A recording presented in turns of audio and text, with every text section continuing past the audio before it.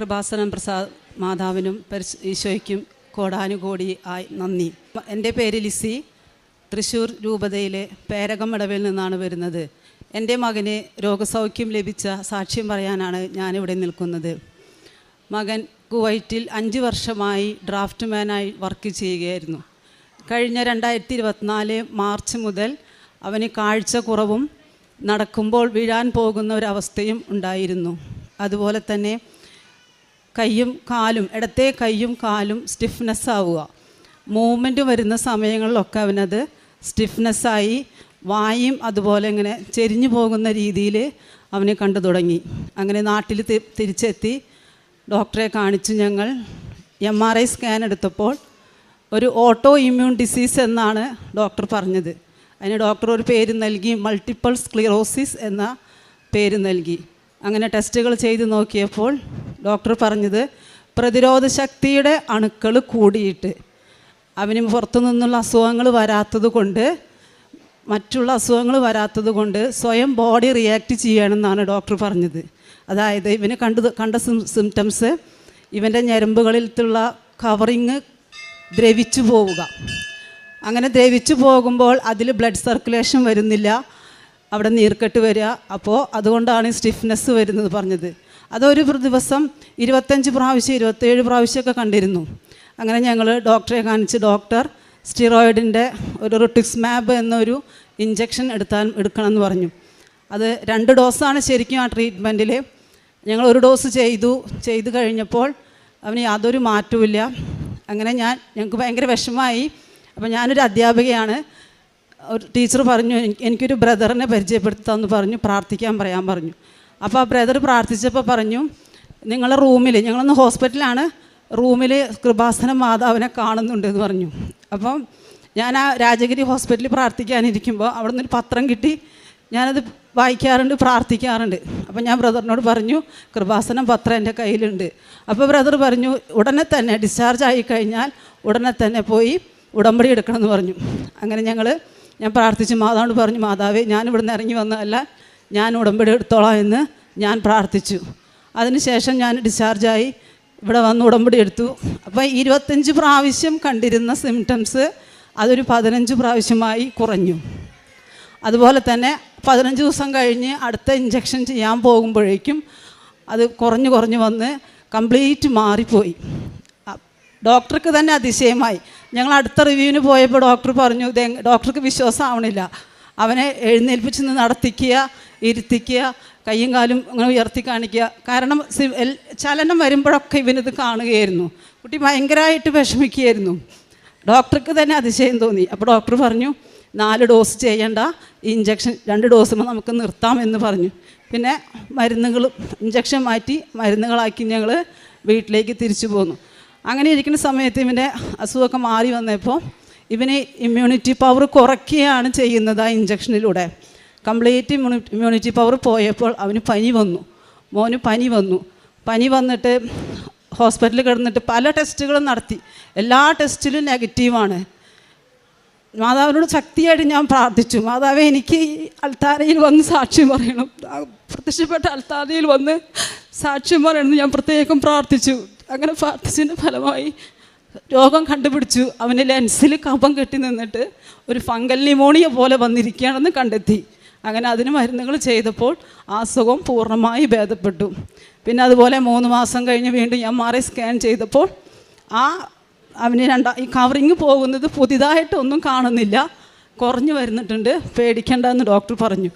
അതിനുശേഷം 6 മാസം കഴിഞ്ഞിട്ട് ഒരു NMO MOG എന്നൊരു ടെസ്റ്റ് ചെയ്ത് കഴിഞ്ഞാൽ അത് പോസിറ്റീവ് ആണെങ്കിൽ വീണ്ടും 2 കൊല്ലം തുടർച്ചയായിട്ട് മരുന്ന് കഴിക്കേണ്ടി വരും. നെഗറ്റീവ് ആണെങ്കിൽ നമുക്ക് മരുന്നൊക്കെ ക്ലോസ് ചെയ്യാമെന്ന് പറഞ്ഞു. അങ്ങനെ ഞാൻ മാതാവിനോട് പ്രത്യേകം പ്രാർത്ഥിച്ചു. അപ്പോൾ ജോസഫ് അച്ഛൻ്റെ ക്ലാസ് കേൾക്കുമ്പോൾ അതിൽ അച്ഛൻ ഒരു ടിപ്സ് പറഞ്ഞു തന്നിട്ടുണ്ടായിരുന്നു. ഉടമ്പടി പെട്ടെന്ന് ക്ലിക്ക് ചെയ്യാൻ മാതാവിനോട് പ്രത്യേകം പ്രാർത്ഥിക്കാം. അമ്മേ എന്നെ അങ്ങയുടെ പ്രത്യക്ഷീകരണത്തിൻ്റെ സാക്ഷിയാക്കണമേ എന്ന് പ്രത്യേകം പ്രാർത്ഥിക്കാൻ പറഞ്ഞു. ആ ക്ലാസ് കേട്ടപ്പോൾ എനിക്ക് ഒരു പ്രത്യേക വിശ്വാസം തോന്നി. ഞാൻ എപ്പോഴും അതിങ്ങനെ പ്രാർത്ഥിച്ചുകൊണ്ട് നടക്കും. ഞാൻ ജോലി ചെയ്യുമ്പോഴും സ്കൂളിലാകുമ്പോഴൊക്കെ അതിങ്ങനെ പ്രാർത്ഥിച്ചുകൊണ്ടിരിക്കും.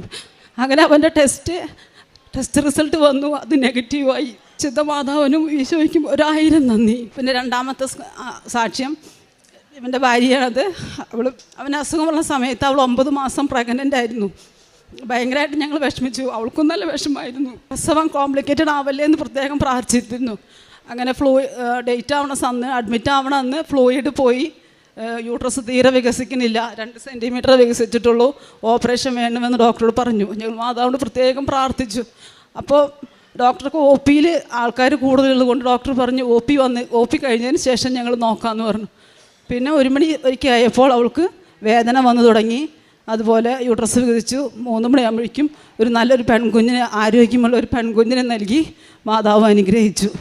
പിന്നെ അത് കഴിഞ്ഞിട്ട് മോന് ഡോക്ടറോട് ചോദിച്ചു, ഞങ്ങൾ ഗൾഫിലേക്ക് പോകാൻ പറ്റുമോ എന്ന് ചോദിച്ചു. പറഞ്ഞു പോയിക്കോ, കുഴപ്പമൊന്നുമില്ല എന്ന് പറഞ്ഞു, ശ്രദ്ധിച്ചാൽ മതി, കുഴപ്പമില്ല എന്ന് പറഞ്ഞു. അങ്ങനെ ഞാൻ ഡേറ്റ് ഇട്ടിട്ട് ഞാൻ സെപ്റ്റംബർ 26-ാം തീയതി രണ്ടാമതും ഞാൻ ഉടമ്പടി പുതുക്കാൻ വന്നു. അതിൽ നിയോഗം എഴുതി ഞാൻ ഡേറ്റ് ഇട്ട് പ്രാർത്ഥിച്ചു. ഒക്ടോബർ 31-ാം തീയതി എൻ്റെ മോന് പോകണം മാതാവി എന്ന് പറഞ്ഞു. അതുപോലെ അവന് പോകാൻ പറ്റി. പക്ഷേ പോയി കഴിഞ്ഞപ്പോൾ 5 ദിവസത്തെ ലീവിന് വന്നതാണ് അവൻ. അപ്പോൾ അന്ന് മാനേജർ പറഞ്ഞിരുന്നു 5 ദിവസം കഴിഞ്ഞ് ലീവിന് വന്നില്ലെങ്കിൽ ഞങ്ങൾ റിസൈനായി കണക്കാക്കുമെന്ന് പറഞ്ഞു. അങ്ങനെ 5 മാസം വരെ മാനേജർ കുഴപ്പമില്ല എന്ന് പറഞ്ഞ് അവൻ ജോയിൻ ചെയ്ത് കഴിഞ്ഞപ്പോൾ അവർക്ക് ആ കമ്പനിയിൽ 5 മാസത്തെ പെൻഡിങ് വന്നപ്പോൾ അതൊക്കെ ബുദ്ധിമുട്ടായപ്പോൾ അവർ വേറൊരാളെ വെച്ചു. അങ്ങനെ വിഷമിച്ചിരിക്കുന്ന സമയത്താണ്, അതൊന്നും ഇവിടുന്ന് പോകുമ്പോൾ ഞങ്ങൾക്ക് അറിയില്ലായിരുന്നു.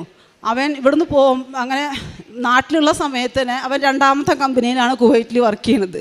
അപ്പോൾ ആദ്യത്തെ കമ്പനിയിലെ മാനേജർ ഇവൻ്റെ വിശേഷം അറിയാനല്ല, നമ്പർ ഡിലീറ്റ് ചെയ്യാൻ വേണ്ടിയിട്ട് നമ്പർ കണ്ടപ്പോൾ ഒന്ന് ജസ്റ്റ് വിളിക്കുക എന്ന രീതിയിൽ മോനെ വിളിച്ചു.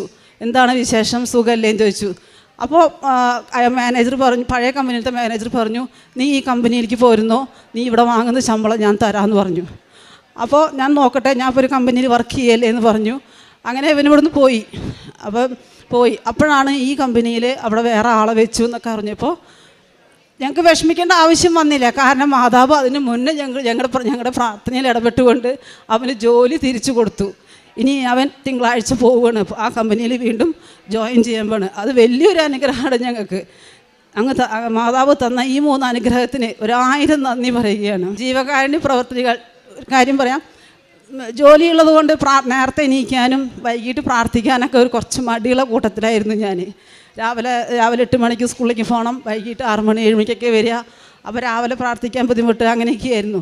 അപ്പോൾ മോന് വയ്യാണ്ട് ഇവിടെ ഒന്ന് ഉടമ്പടി എടുത്തതിന് ശേഷം ഞാൻ ഇന്ന് 4:30 എണീക്കും, പ്രാർത്ഥിച്ച് പ്രത്യക്ഷീകരണ പ്രാർത്ഥനകളൊക്കെ ചൊല്ലി പള്ളിയിൽ പോയിട്ടാണ് ഞാൻ എന്നും സ്കൂളിലേക്ക് പോകുന്നത്. അതുപോലെ തന്നെ വൈകിട്ട് 7 മണി 7:30 ഇന്ന് ഷാർപ്പ് സമയമുണ്ടെങ്കിൽ ഞാനും മോനും ഞങ്ങൾക്ക് അമ്മയുണ്ട് 3 ആളും കൂടി കൊന്ത ചെല്ലും. അത് നിർബന്ധമാണ്, എവിടെ പോയാലും അത് ചെല്ലണം എന്നുള്ളതൊരു മനസ്സിലൊരു വന്നു പോയി. അങ്ങനെ എന്നും ഞങ്ങളത് മുടങ്ങാതെ ചെല്ലുന്നുണ്ട്. അതുപോലെ രാവിലത്തെ പ്രത്യക്ഷ പ്രാർത്ഥന കഴിഞ്ഞാൽ ഉടമ്പടി തൈലം മോൻ്റെ നെറ്റിയിലും അവൻ്റെ എവിടേക്കാണ് ബുദ്ധിമുട്ട്, ഞരമ്പിൻ്റെ കവറി പോയത്, കണ്ണിൻ്റെ അവിടെ, ബ്രെയിനിൽ, സ്പൈനിലൊക്കെ ആയിരുന്നു കവറിങ് പോയത്. അവിടെയൊക്കെ ഞാൻ തൈലം പുരട്ടി പ്രത്യേകം പ്രാർത്ഥിക്കുമായിരുന്നു. അതുപോലെ തന്നെ എന്നും വിശ്വാസ പ്രമാണം ചൊല്ലി എന്നും തേനും ഉപ്പും കഴിച്ചിരുന്നു. അതൊരു പ്രത്യേക ഒരു അനുഗ്രഹമാണ്. പിന്നെ അതുപോലെ തന്നെ ജീവകാരുണ്യ പ്രവർത്തനങ്ങൾ, ഞങ്ങളടുത്ത് ഒരു ക്യാൻസർ രോഗി ഉണ്ടായിരുന്നു. രോഗികളെ കാണാൻ പോകുമ്പോഴൊക്കെ ഞാൻ ഇവിടുന്ന് പോകുമ്പോൾ ഉപ്പും തൈലൊക്കെ കൂടുതൽ മേടിച്ച് പോകും, കാശ് രൂപയൊക്കെ ഞാൻ മേടിച്ച് പോകും. അതൊക്കെ ഞാൻ അവർക്ക് കൊടുക്കും, സാമ്പത്തികമായി സഹായിക്കും. അതുപോലെ ഹസ്ബൻഡിൻ്റെ ഒരു ഫ്രണ്ടിൻ്റെ മോൾക്ക് നേഴ്സിങ്ങിന് പഠിക്കുകയാണ്, ഒരു ഫീസ് അടയ്ക്കാൻ പൈസയില്ല എന്ന് പറഞ്ഞപ്പോൾ അത് കൊടുത്ത് ഞങ്ങൾ സഹായിച്ചു.